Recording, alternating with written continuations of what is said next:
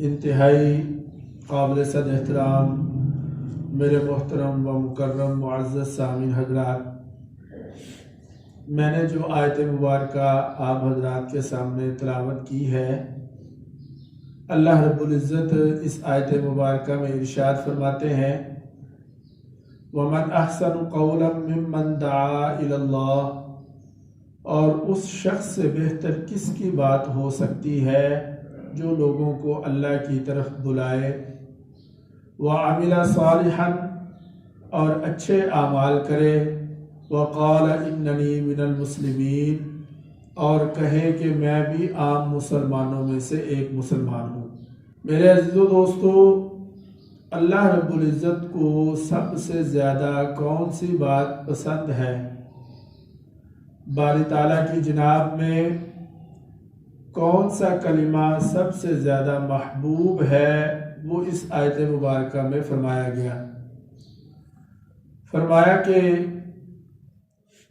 کلمہ یا بات جو محبوب ترین ہے وہ دعا الی اللہ، لوگوں کو اللہ کی طرف بلانا ہے، اور اعمال میں سے جو محبوب ترین عمل ہے وہ عمل صالح ہے۔ وَقَالَ إِنَّنِي مِنَ الْمُسْلِمِينَ، اور کہہ دو کہ میں بھی عام مسلمانوں میں سے ایک مسلمان ہوں۔ یعنی مطلب یہ ہے جو شخص لوگوں کو اللہ کی طرف بلاتا ہے اس کو یہ چاہیے کہ وہ اپنے اندر عاجزی اور انکساری پیدا کرے۔ یہی مفہوم ہے جو میں نے عرض کر دیا۔ وَمَنْ أَحْسَنَ، احسن کیا ہے؟ یہ احسن ہماری اردو میں بھی لفظ بولا جاتا ہے، خوبصورت، اچھا۔ قرآنی آیات اس بات سے بھری پڑی ہے،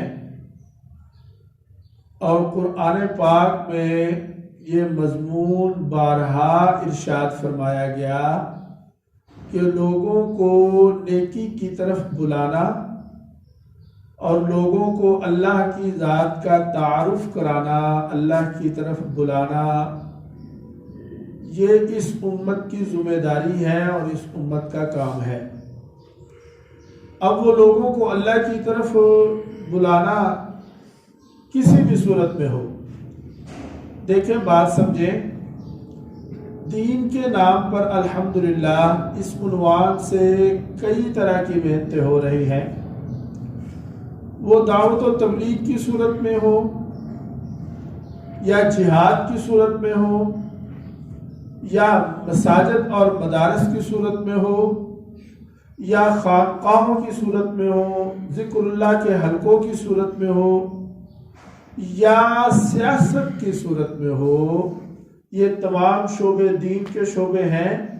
لہذا جو شخص اخلاص کے ساتھ ان شعبوں کے ساتھ منسلک ہے، جڑا ہوا ہے، میرے عزیز و دوستو، گویا کہ وہ شخص کسی نہ کسی درجے میں اللہ کی عبادت کے ساتھ ساتھ اپنے کام کو بھی سر انجام دے رہا ہے۔ قرآن شروع کرتے ہیں سورہ البقرہ، شروع میں اللہ فرماتا ہے ھدی للمتقین، کہ یہ کتاب ہے اور اس میں کوئی شک نہیں، اور اس میں متقین کے لیے ہدایت ہے۔ ابتدا میں ہی ہدایت کا لفظ لا کر اس بات کی طرف اشارہ کر دیا کہ کام دو ہی ہے، ایک تو ہدایت اور دوسرا ہدایت کی محنت۔ لا الہ الا اللہ۔ چنانچہ اس ضمن میں عرض کرتا ہوں کہ تمام انبیاء کرام نے لوگوں کو اللہ کی طرف بلایا۔ قرآن مجید میں بار بار انبیاء کی دعوت کا تذکرہ یوں ارشاد فرمایا یا قوم اعبدوا اللہ، کہ ہر نبی نے یہ کہا کہ میں تمہیں اللہ کی عبادت کی دعوت دیتا ہوں جس کے علاوہ اور کوئی معبود نہیں ہے۔ سرکار دو عالم صلی اللہ علیہ وسلم، آپ صلی اللہ علیہ وسلم اس دنیا میں تشریف لائے، اور قیامت تک کے لیے آپ کو نبی بنا کر بھیجا گیا. فرمایا وما ارسلناک الا کافۃ للناس، تمام انسانیت کے لیے میرے آپ کے حضور نبی کریم صلی اللہ علیہ وسلم نبی ہیں اور آپ کی نبوت دائمی ہے. لہذا جس شخص نے بھی دعوت والا کام کیا، یعنی لوگوں کو اللہ کی طرف بلایا، توجہ فرمائیں، اللہ رب العزت نے اس کا ضرور بضرور اعزاز کیا. اب میں نے عرض کر دیا، پھر دوہرا دیتا ہوں کہ دعوت والے کام سے مراد دین کے سارے شعبے ہیں. وہ مساجد مدارس ہیں، وہ دعوت و تبلیغ ہے، وہ خانقاہی اور ذکر کے حلقے ہیں، وہ جہاد ہے، وہ سیاست ہے، یہ سارے کے سارے دین کے شعبے ہیں. جس شخص نے بھی اس کام کے لیے یعنی دعوت والا کام کیا، اللہ تعالیٰ نے اسے انعامات و اکرامات سے ضرور نوازا. چنانچہ آپ دیکھیں، ذرا توجہ فرمائیں، میری اس بات کو آپ صحیح رخ پر رکھیں. الحمدللہ الحمدللہ میرا عقیدہ ہے کہ حضور نبی کریم صلی اللہ علیہ وسلم آخری نبی ہیں، خاتم النبیین ہیں، اور آپ کے بعد کسی شکل میں بھی کوئی اور نبی نہیں آ سکتا. اگر کوئی دعویٰ کرے گا تو وہ جھوٹا، کذاب، لعنتی اور ملعون تو ہو سکتا ہے، نبی نہیں ہو سکتا. لیکن پھر بھی جو میں عرض کرنا چاہتا ہوں وہ سمجھیں، لا الہ الا اللہ. نبی نے دعوت والا کام کرنا تھا، لوگوں کو اللہ کا تعارف کرانا تھا، تو اللہ نے انہیں کیا عطا فرمائی؟ نبوت عطا فرمائی. کیا عطا فرمایا؟ نبوت عطا فرمائی. میں نے عرض کیا کہ میری اس بات کو ذرا سمجھیں گے انشاءاللہ تو لطف آئے گا کہ نبی نے دعوت والا کام کرنا تھا، اللہ تعالیٰ نے نبی کو نبوت عطا فرمائی. لہذا جو بھی دعوت والا کام کرے گا اللہ تعالیٰ اسے انعام سے ضرور نوازے گا. یہی کہا نا میں نے. آج چونکہ نبوت کا سلسلہ ختم ہو چکا بھائی صاحب جی، نبوت کا سلسلہ ختم ہو چکا، نبی تو کوئی اور آنا نہیں.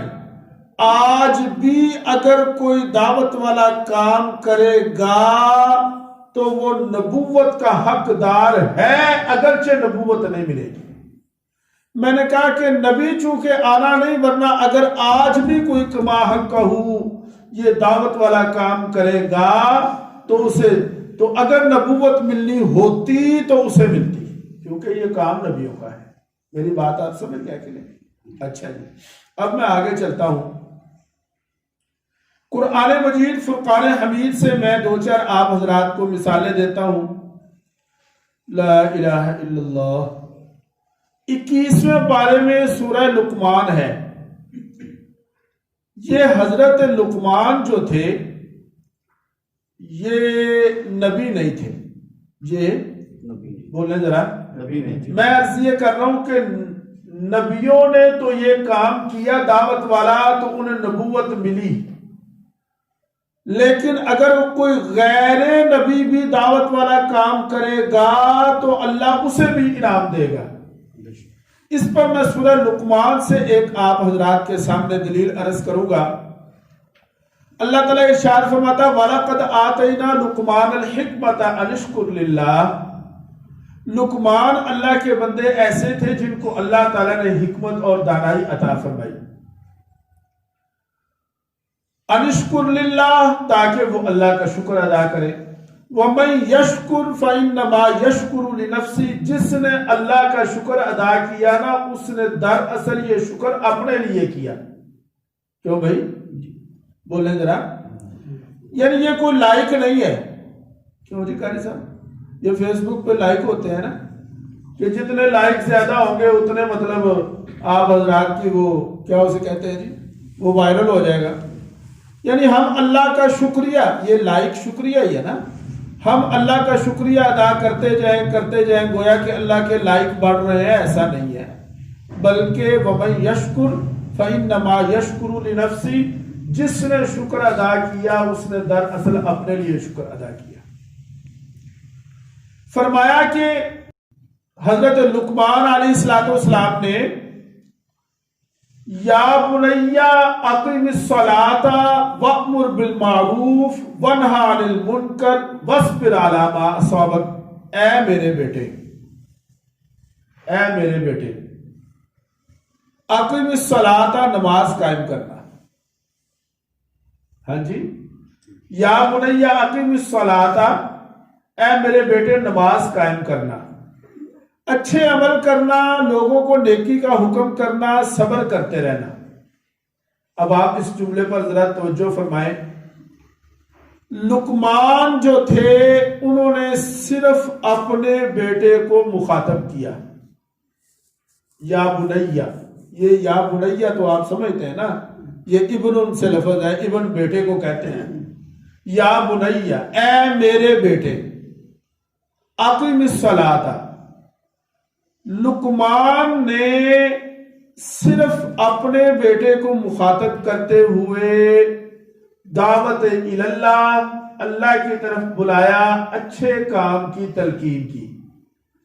اللہ تعالیٰ نے ان کو یہ انعام عطا فرمایا کہ ہمیشہ کے لیے قرآن پاک میں ان کے نام کی ایک سورت نازل فرما دی، اور اللہ رب العزت نے اس کا صلہ یہ دیا کہ قیامت تک مسلمان اس سورت کو پڑھتے رہیں گے، ان کا نام زندہ رہے گا، ان کے بیٹے کا تذکرہ زندہ رہے گا. قیامت تک مسلمان اس سورت کی تلاوت کرتے رہیں گے، ان کو اصالِ ثواب ملتا رہے گا. آپ اندازہ کریں کہ جب ایک شخص صرف اپنے بیٹے کو دعوت دے تو اللہ اتنا انعام دے کہ اس کے نام کی سورت قرآن میں نازل کر دے، تو وہ شخص جو پوری امت کے لیے دعوت کی فکر کرتا ہے پھر اللہ اسے کتنا انعام عطا فرمائے. کیونکہ بات سمجھ آ گئی آپ لوگ؟ اچھا جی، دوسری بات آگے چلتے ہیں. اللہ رب العزت نے قرآن مجید فرقان حمید میں سورہ الکہف نازل فرمائی. یہ چند نوجوان لڑکے تھے. عیسیٰ علیہ السلام کے بعد ایک بادشاہ آیا جس کا نام تھا دقیانوس. یہ بت پرست تھا. چنانچہ اس نے اپنے ملک میں، اپنی کنٹری میں یہ قانون بنایا کہ یہاں پر رہنا ہے تو بت پرستی کرنی پڑے گی. چند نوجوان تھے جو پکے موحد تھے اور انہوں نے اپنے دین کو بچانے کے لیے اس شہر سے ہجرت کی. میں واقعہ نہیں سناؤں گا، واقعہ آپ حضرات نے سنا ہوگا، یا واقعہ سنانے کا چونکہ یہ موقع نہیں ہے، وقت چونکہ تھوڑا ہوتا ہے. اللہ قرآن میں فرماتا ہے ام حسبت ان اصحاب الکہف والرقیم، تمہارا کیا خیال ہے کہ وہ لوگ جو غار میں چلے گئے تھے، جو کھوہ میں اس گھاٹی میں چلے گئے تھے، وہ ایسے چلے گئے تھے. کانوا من آیاتنا عجبا، اور وہ تو اللہ تعالیٰ کی نشانیوں میں سے نشانی تھے.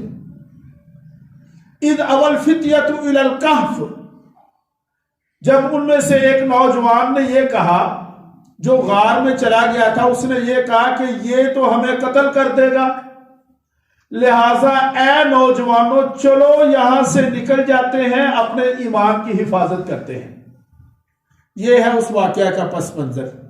چنانچہ وہ لوگ وہاں سے چلے گئے، ایک غار میں پناہ لی. یہ پوری آپ سورہ الکہف کی تلاوت کریں، اس کا ترجمہ پڑھیں، آپ کو وہ واقعہ مل جائے گا. یعنی وہاں پر پھر وہ لیٹنے کی غرض سے، آرام کی غرض سے لیٹے تو اللہ تعالیٰ نے ان کو سلا دیا. 100 سال تک سوتے رہے. ہاں جی، اور ان کا کتا بھی ان کے ساتھ تھا. یہ لوگ 100 سال تک سوتے رہے. پھر 100 سال کے بعد یہ لوگ دوبارہ اٹھے. اللہ فرماتا ہے کروٹیں بدلتے رہے. اور اللہ فرماتا ہے غار میں وہ سوئے ہوئے تھے. وَتَرَى الشَّمْسَ إِذَا طَلَعَتْ تَزَاوَرُ عَنْ كَهْفِهِمْ ذَاتَ الْيَمِينِ. جب سورج طلوع ہوتا تھا تو روشنی ان پر نہیں پڑتی تھی، وہ ذرا سائڈ سے ہو کر گزرتا تھا، ذات الیمین، دائیں طرف ہو کر. وَإِذَا غَرَبَتْ تَقْرِضُهُمْ ذَاتَ الشِّمَالِ. غروب کے وقت جب وہ ہوتا تھا، غروب ہوتا تھا تو بائیں طرف سے ہو کر، ایسے سائڈ تو لگنا سی. یہ اللہ تعالیٰ نے ان کی ادائیں. اب آپ ذرا توجہ کریں اور میری اس بات کو سمجھیں. چند نوجوان اپنا دین بچانے کے لیے نکلے. کیا جی؟ دین بچانے. اپنا دین بچانے کے لیے نکلے. اللہ تعالیٰ کو ان کا یہ عمل اتنا پسند آیا کہ ان کا تذکرہ قرآن میں رکھا؟ نہیں، بلکہ اللہ رب العزت کو ان کا یہ عمل اتنا پسند آیا کہ ان کی ادائیں میں ذکر کی. کدی سجے پاسے وَتَحْسَبُهُمْ أَيْقَاظًا وَهُمْ رُقُودٌ وَنُقَلِّبُهُمْ ذَاتَ الْيَمِينِ. کبھی دائیں طرف لیٹتے ہیں، ذات الشمال. ایک ہی ہو رہے ہیں، ایک ہی ہو رہے ہیں. یہ ادائیں ذکر ہو رہی ہیں. یعنی اللہ کو اتنا پیار آیا ان لوگوں پر جنہوں نے اپنے دین کی فکر کی. اللہ ان کا تذکرہ قرآن میں کرتا ہے، ان کی ادائیں ذکر کرتا ہے. میرے عزیزو دوستو، آپ بتاؤ، جو اپنے دین کی فکر کرے اللہ اسے اتنا انعام دیتا ہے. جو پوری کائنات کے لوگوں کی فکر کرے، جو پوری انسانیت کے دین کی فکر کرے، جو پورے مسلمانوں، تمام عالم اسلام کی فکر کرے کہ کس طرح دین ہمارے اندر بھی آ جائے، ساری انسانیت کے لوگوں کی زندگی میں آ جائے، اس شخص کو اللہ کتنا اجر دے. کوئی گل سمجھ آئی؟ کوئی نہ. کیوں بھائی؟ چلیے کہ چلو، یہ 2 حوالے میں نے آپ کو دے دیے. تیسرا، اللہ رب العزت قرآن پاک میں فرماتا ہے وَقَالَ رَجُلٌ مُؤْمِنٌ مِنْ آلِ فِرْعَوْنَ یکتم ایمانہ. ایک بندہ سی رجل مومن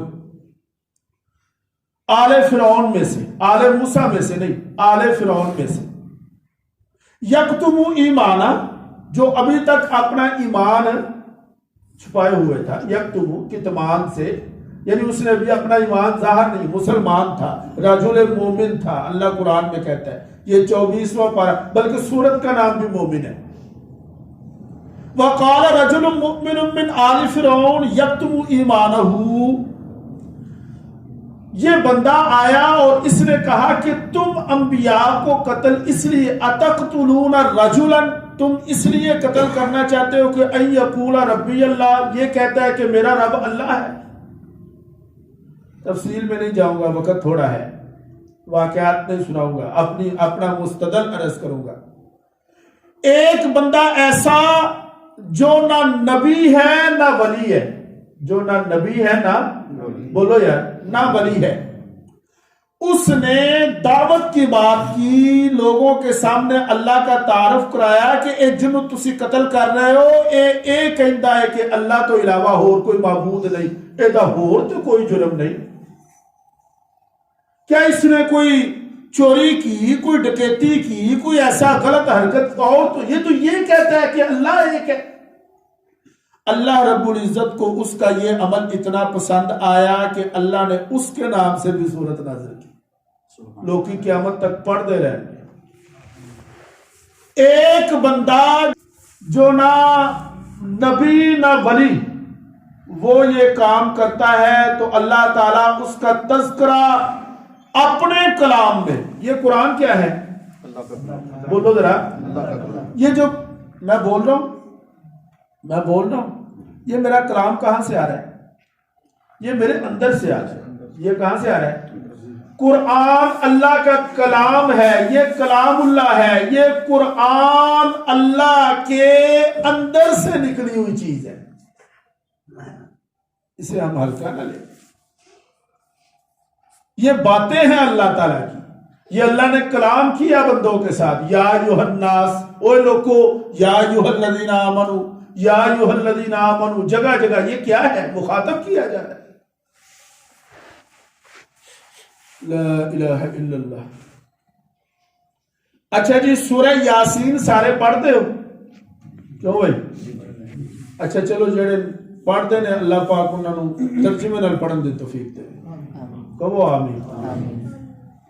سورہ یاسین شریف میں ایک آیت آتی ہے وَجَاءَ مِنْ أَقْصَى الْمَدِينَةِ، لگتا پڑھ دیں. وَجَاءَ مِنْ أَقْصَى الْمَدِينَةِ رَجُلٌ يَسْعَى. جب بات ہو رہی تھی نا فرعون کی طرف سے کہ قتل کر دینا، نہیں چھٹنا، مار دینا سارے نو، اللہ فرماتا ہے اقصی المدینہ. اقصی کسے کہتے ہیں؟ دور کو. ایک بندہ آیا شہر کے پرلے کنارے سے، رجل یسعی، کیا جی؟ دوڑتا ہوا. آپ اندازہ کریں ذرا، اللہ رب العزت صرف اس بندے کا تذکرہ نہیں کر رہا بلکہ اللہ رب العزت اس بندے کی اداؤں کو بھی ذکر کر رہا ہے. کیوں جی؟ اللہ تعالیٰ اس بندے ٹوردا نہیں آیا. وہ تو تسی آخدے ہو ایک بندہ آیا ہے نہیں. جیسے ہم کوئی محبوب آتا ہے تو ہم اس کے تذکرے میں لذت محسوس کرتے ہیں کہ نہیں کرتے؟ اب آپ اندازہ کریں، اس شخص نے آ کے دعوت کی بات کی، لوگوں کو اللہ کی طرف بلایا. اللہ کو اس شخص پر اتنا پیار آیا کہ اس کا تذکرہ قرآن میں کیا، اور قرآن میں کرنے کے بعد کس میں کیا؟ سورہ یاسین میں کیا، تاکہ ہر بندہ پڑھے. دسیا اے کہ لوگوں، اگر کوئی بندہ دعوت کی بات کرے گا ہم اس کو اس طرح انعام دیں گے. اپنی قوم کو بچانے کے لیے دعوت کی بات کرتا ہے، اس کا تذکرہ قرآن میں آتا ہے. جو پوری انسانیت کو جہنم کی آگ سے بچانے کی بات کرے گا اللہ اسے کتنا انعام عطا فرمائے. اچھا بھائی دوستو، مرد تو مرد، وقت تھوڑا میں بات کو ختم کرتا ہوں. مرد تو مرد، عورتوں نے بھی اگر ایسا کیا تو اللہ تعالیٰ نے ان پر بھی انعام کیا. سورہ بروج 30ویں پارہ میں وَالسَّمَاءِ ذَاتِ الْبُرُوجِ وَالْيَوْمِ الْمَوْعُودِ وَشَاهِدٍ وَمَشْهُودٍ قُتِلَ أَصْحَابُ الْأُخْدُودِ. یہ اصحاب الأخدود کون تھے؟ یہ ایک بادشاہ تھا جس نے بڑی بڑی خندقیں کھودی ہوئی تھی، اور جو بھی ایک اللہ کی عبادت کرتا تھا اس خندق میں آگ جلا کے اس میں پھینک دیتا تھا. یہ سورہ بروج کو آپ پڑھیں، آپ کو واقعہ مل جائے گا. قتل اصحاب الاخدود النار ذات الوقود ہے، یہ وہاں پہ تذکرہ ہے اس کا. ہوا یوں کہ ایک دفعہ وہ لوگوں کو اس آگ میں پھینک رہا تھا. ایک عورت آئی، تو جو ایک عورت آئی، اس عورت کی گود میں بچہ تھا. انہیں سمجھا کہ ایک عورت نو اینوں آگے سٹن تو پہلے یہ بچے نو سٹیا گیا. اس نے کیا کیا؟ بیٹے کو جو گود میں بچہ تھا دودھ پیتا اسے آگ میں پھینک دیا. ماں سی جو ہی اس کی ماں کا، توجہ کریں، جو ہی اس کی ماں کا ایمان تھوڑا سا متزلزل ہوا. کیوں جی؟ بچہ تھا نا، آگ میں پھینک دیا. اب ماں تھی، ایک لمحے کے لیے شاید ذہن میں آیا کہ چلو منہ تے کہہ دینی ہے، مکر جانی ہے، بعد پھر کلمہ پڑھ لیں گے. اس آگ سے بچہ بولا، اور اللہ تعالیٰ نے اس جلتے بچے کو گویائی عطا فرمائی، اور اس نے بول کر یہ کہا اماں جان اسلام سے نہ پھرنا، دین کو نہ چھوڑنا. آپ کو نظر آ رہا ہے کہ میں آگ میں ہوں، میں آگ میں نہیں، جتنے مزے یہاں ہیں وہ تو کہیں بھی نہیں. اب آپ میں واقعہ سنایا کیوں؟ ایک چھوٹا بچہ، ابھی تک تو بات ہو رہی تھی نا نبیوں کی یا انسانوں کی یا عورتوں کی، میں اب بات کر رہا ہوں ایک چھوٹے بچے کی۔ ایک چھوٹے بچے نے اپنے ماں کے ایمان کی فکر کی۔ ایک چھوٹے بچے نے اپنی ماں کے ایمان کی فکر کی۔ وہ ڈول رہی تھی نا، تو زب جسے کہتے ہیں، تو بچے نے فوری آواز دی۔ ایک چھوٹے بچے نے اپنی ماں کے ایمان کی فکر کی۔ اللہ رب، ماشاءاللہ ٹھیک ہو نا؟ چلو الحمدللہ، بڑے دنوں بعد زیارت کرائی گئی۔ ایک چھوٹے بچے نے اپنے ایمان کی فکر، اپنی ماں کے ایمان کی فکر کی۔ اللہ اے نہیں دیکھا اے بالغ ہے یا نہ بالغ ہے، اللہ نے نہیں دیکھا کہ بڑا ہے یا کیا ہے، چھوٹا ہے۔ اللہ نے اس کا تذکرہ قرآن میں کیا۔ ایک چھوٹا بچہ اپنی ماں کے ایمان کی فکر کرے، اللہ اس کا تذکرہ قرآن میں کرتا ہے۔ جو شخص پوری کائنات کے مسلمانوں کی، اپنے محلے کے، اپنے گھر کے، اپنے محلے، اپنے بستی، اپنی قریہ، اپنے علاقہ کے لوگوں کی ایمان کی فکر کرے گا، اللہ اسے کتنا عطا فرمائے گا۔ اچھا بھائی، ان سب انسانوں کو چھوڑو، انسان تو انسانوں کے علاوہ اگر کوئی اور مخلوق نے بھی ایسا کیا، اللہ نے اسے بھی انعام دیا۔ قرآن پاک میں اللہ تعالیٰ نے ایک سورت نازل فرمائی جس کا نام ہے سورہ النمل۔ کیوں جی؟ اللہ تعالیٰ ارشاد فرماتا ہے سورہ النمل میں،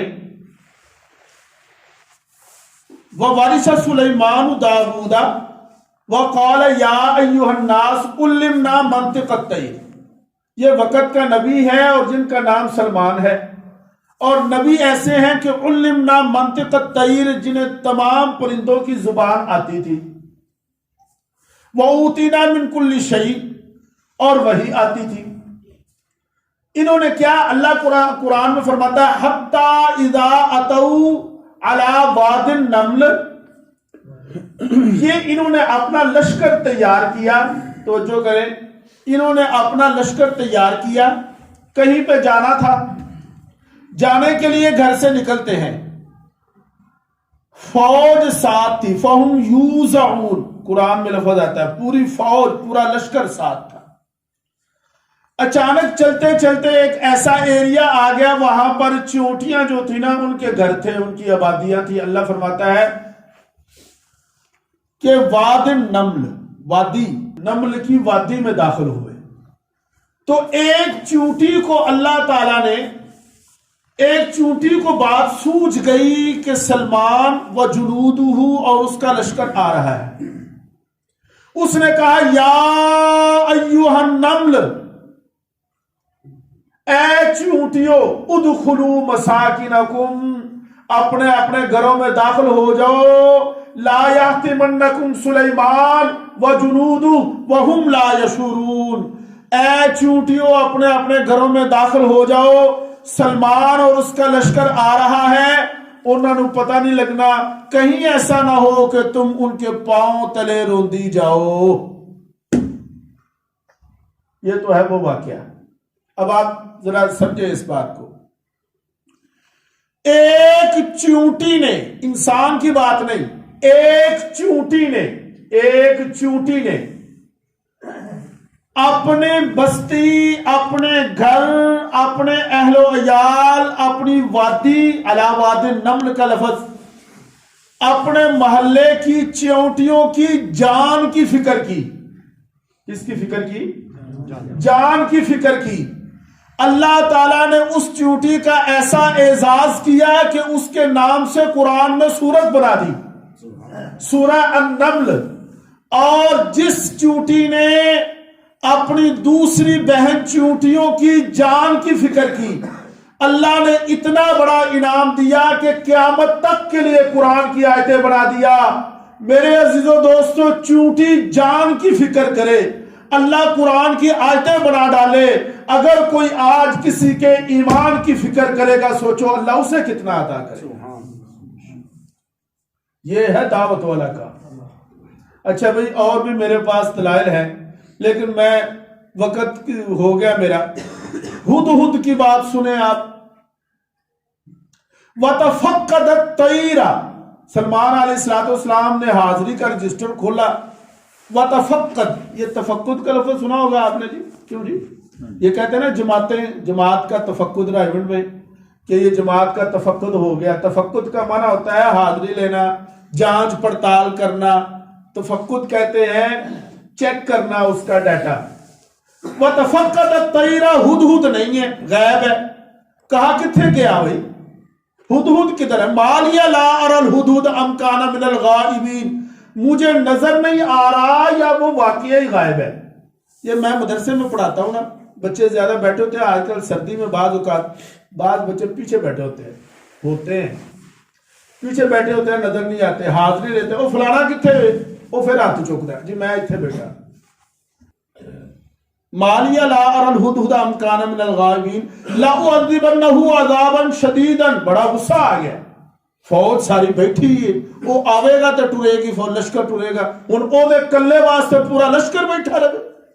لَأُعَذِّبَنَّهُ عَذَابًا شَدِيدًا، اگر اس نے کوئی معقول عذر نہ بتایا میں اسے عذاب شدید دوں گا. او لَأَذْبَحَنَّهُ، ہو سکتا ہے اسے ذبح کر دوں. تھوڑی دیر گزری، ہدہد آ گیا. اس نے کہا حضرت جی غصہ نہ کرو، میں ایک ایسی بستی چ ہو کے آیا ہوں کہ جتھے عورت حکمران ہے اور وہ غیر اللہ دی عبادت کر دے. ایک پرندہ ہے، انسان نہیں، حیوان، اور حیوانوں میں سے ایک پرندہ ہے. اس نے ایک بستی کے رہنے والوں کے ایمان کی فکر کی. اللہ تعالیٰ نے اس پرندے کو قرآن کی آیات بنا دیا، اس کا تذکرہ ہدہد نام ذکر کر دیا اس کا. پرندہ لوگوں کے ایمان کی فکر کرے، اللہ اس کا نام قرآن میں لگا دے، اللہ اس کے نام سے قرآن میں آیات نازل کر دے.